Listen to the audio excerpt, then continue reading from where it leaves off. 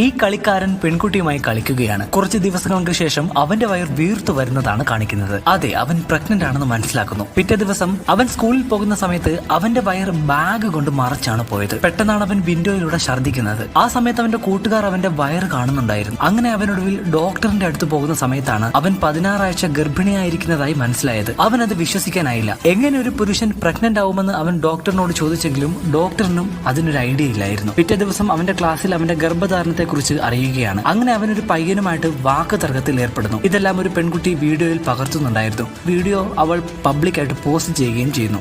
അവൻ വീട്ടിലെത്തിയ സമയത്ത് അവന്റെ അച്ഛൻ അവനെ അടിച്ചു പുറത്താക്കുന്ന കാഴ്ചയാണ് കാണിക്കുന്നത്.